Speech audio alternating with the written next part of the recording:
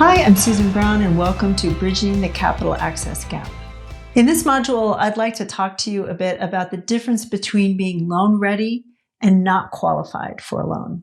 We're going to talk about what loan ready means and how that's different from not qualifying and why it's important to know the difference. What I think many of the modules that you've probably seen so far have demonstrated is that qualifying for a loan can set a very high bar for the people we want to serve. And there are cases where a client is ready to borrow and could successfully use a loan, but doesn't qualify for a loan. So, for example, the credit score, which many lenders rely on quite heavily, does not really predict the successful repayment of a loan the way you might think.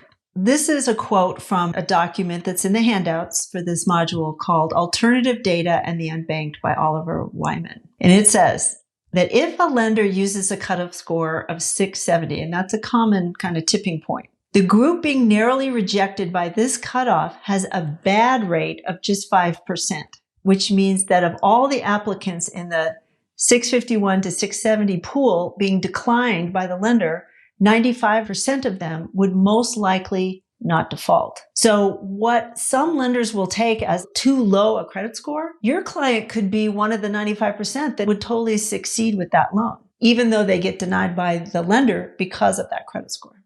So I'd like to read just a little more from this Oliver Wyman study because it's so important. With traditional credit scores, you have to throw out a lot of likely goods in order to limit the number of bads you let in. Among the marginal turndowns, there are many more goods than bads. Like we saw on the last slide, 95 out of 100 are going to be goods. They just can't be distinguished using current scores based on current data sources and methodologies.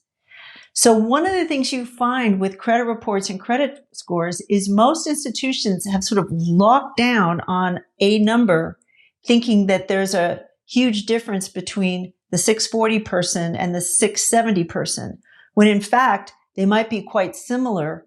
And there's just this barrier there based on institutional practice over time. Certain businesses just may not have that data the way lenders want to see it, even if they are loan ready and could successfully pay back a loan. So, for example, even some underbanked or thin credit file clients might have been running a business successfully for many years.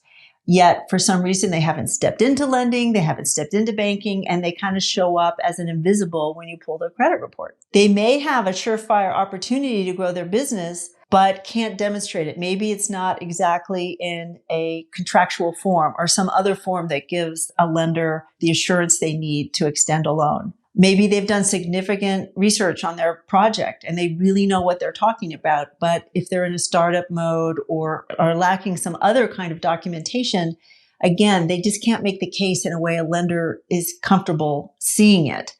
So there are many cases where your clients might be loan ready, but simply not qualify for a loan.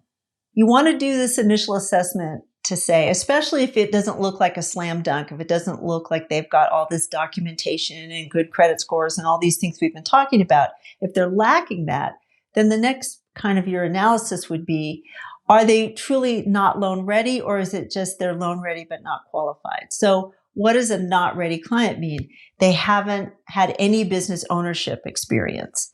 They don't have any records of being profitable. Maybe they've been operating at a loss. They have real issues on their credit report that has to be addressed.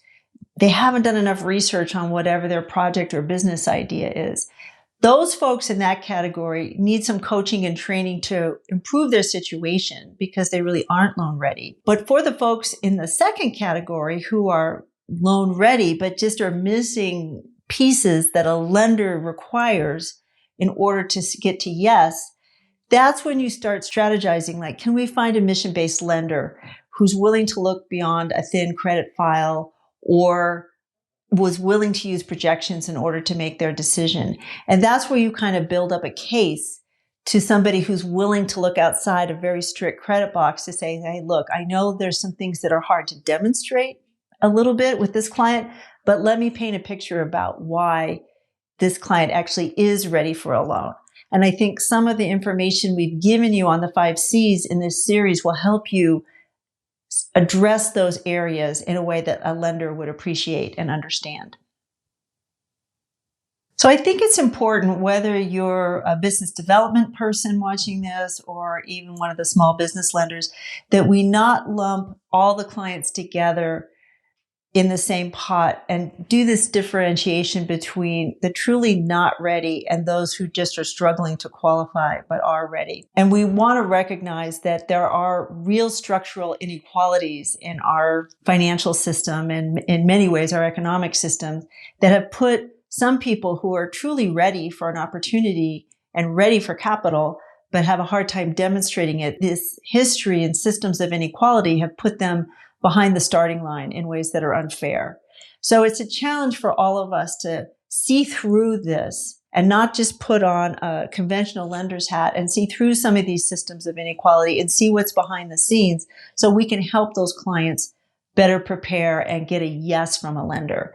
And there'll be more suggestions on how to find some of these clients' capital in Module 10.